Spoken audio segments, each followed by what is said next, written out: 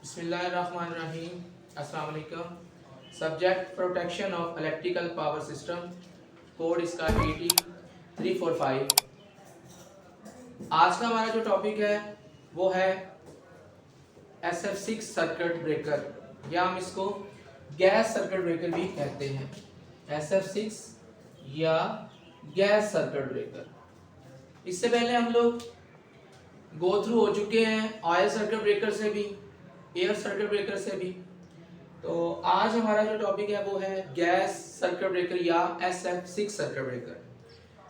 जैसा कि हमने ये डिस्कस किया कि सबसे पहले 3 फेज सिस्टम में इंट्रोड्यूस करवाया गया ऑयल सर्किट ब्रेकर को, लेकिन कुछ डीमेरिट्स के हवाले से, कुछ उसके नुकसानात के हवाले से इसमें मज़ीद एडवांस इसको किया गया, इसको लेकर आए एयर सर्किट ब्रेकर की तरफ।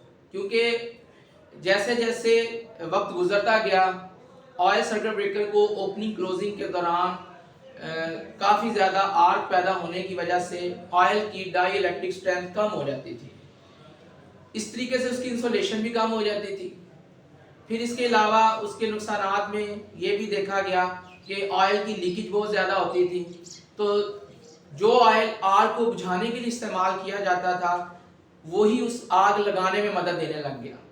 इस वजह से काफ़ी सारी चीज़ों को मद्देनज़र रखते हुए इसको चेंज किया गया एयर सर्किट ब्रेकर की तरफ।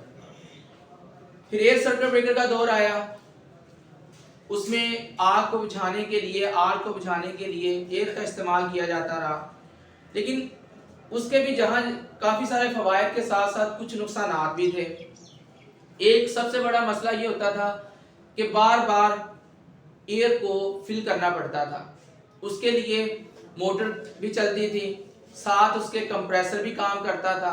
कभी कंप्रेसर का मसला बन जाता, कभी मोटर जल जाती, कभी एयर लीकेज होना शुरू हो जाती थी।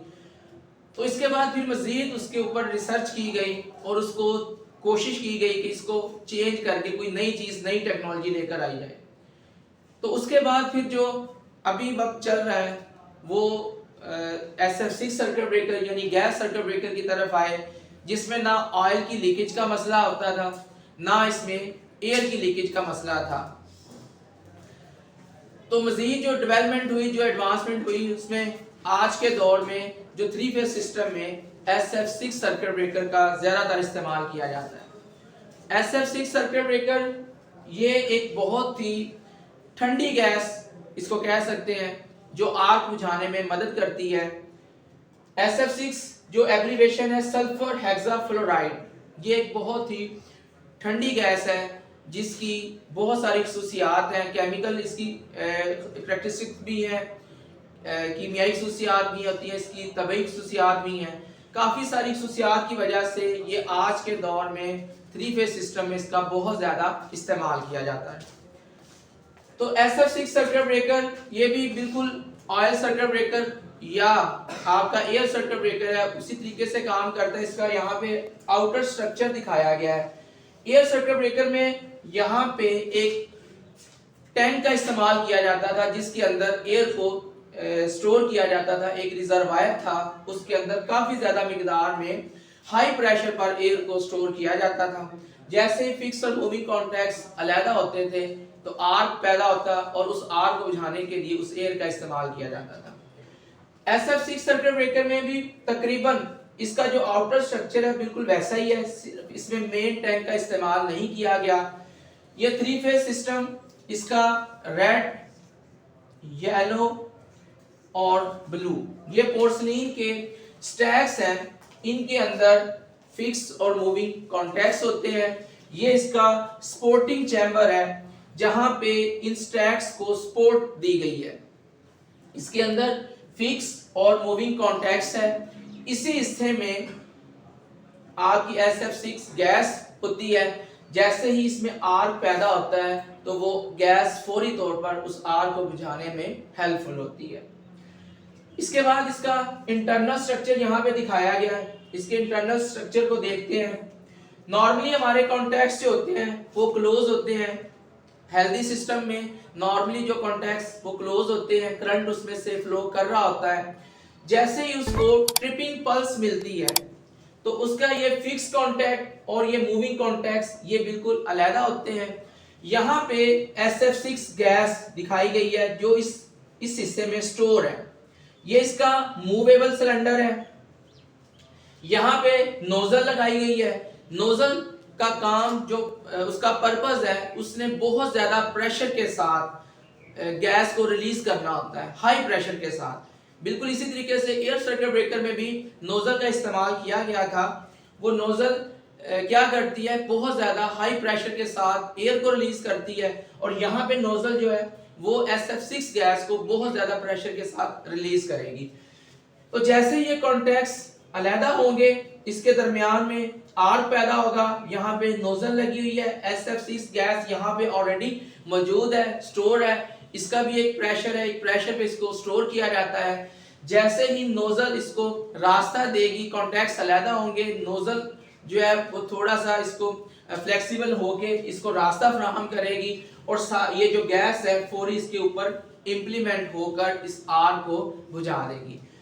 तो SF6 सर्किट ब्रेकर की working just like air circuit breaker या ऑयल सर्किट ब्रेकर उसी के मुताबिक है। तो आज का जो हमारा टॉपिक था वो यही था, SF6 circuit breaker, sulphur hexafluoride gas, जो कि बहुत ज्यादा ठंडी गैस है जिसका इस सर्किट ब्रेकर में इस्तेमाल किया जाता है। आजकल जो SF6 सर्किट ब्रेकर है उनका इस्तेमाल बहुत ज्यादा हो चुका है 3 फेज पावर सिस्टम में। काफी सारे इक्विपमेंट्स हैं, जैसे कि अभी हमने लास्ट टाइम जो एयर सर्किट ब्रेकर या ऑयल सर्किट ब्रेकर हमने पढ़ा था, उसमें आइसोलेटर और सर्किट ब्रेकर और जो आपके CTs PTs है, आजकल उन तमाम में जो SF6 सर्किट ब्रेकर गैस का इस्तेमाल किया जा रहा है। तो इसका इस्तेमाल आजकल बहुत ज्यादा हो चुका है इसकी तबई और इसकी कीमियाई खसूसियात की वजह से। तो आज का जो हमारा टॉपिक था वो SF6 सर्किट ब्रेकर था। Wish you all the best.